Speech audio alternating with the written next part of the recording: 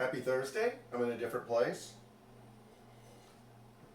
The reason why I'm in here is I want to talk about a running disagreement, I don't want to say feud, that my wife and I have about food.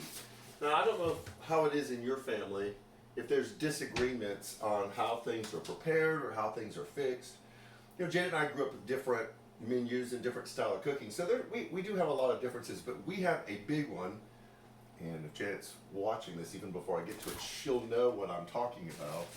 That is a constant source of disagreement for us.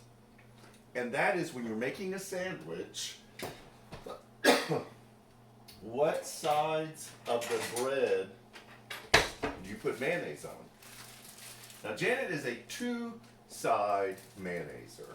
Very thin, you put mayonnaise on both sides. She says it holds the sandwich together and keeps it from slipping.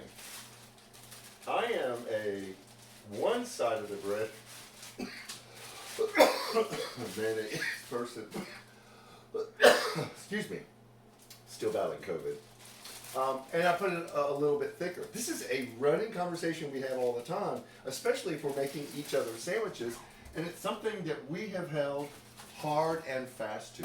Neither one of us will budge on putting mayonnaise on a sandwich, which I think is hilarious, and she does too, but it is something that's kind of funny. One of the things that it points out is how different we are, how unique we are, and we have other food issues like that where we're really different, and so a lot of times we can't eat a certain thing, Waldorf salad being another one, because of the different ways that we grew up with it being fixed. But one thing it does is it brings a lot of variety to life, because she has gotten me to eat new and different things that I never thought that I would eat before, and it's created a much vaster and more diverse menu for both of us because we were willing to try some new things, except for how you mayonnaise a sandwich. And so I use this story to talk about this new series that we're starting Sunday, Your Unique You. We just finished a study in July about the Enneagram and living a new story, and we dove a little bit into, not a deep dive, into the Enneagram and how we're made up, our fears, our emotions, our passions. This is going to be how we're wired, our personality, our giftedness, our abilities, our preferences, and how sometimes those feel like they can isolate us, distance us from other people who are different.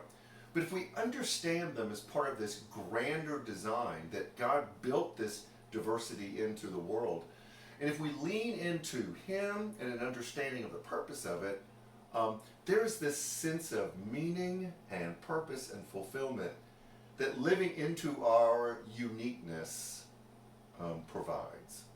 And so we're going to do kind of a deep dive study for the month of August on being unique. And we're going to talk about some specific things about that.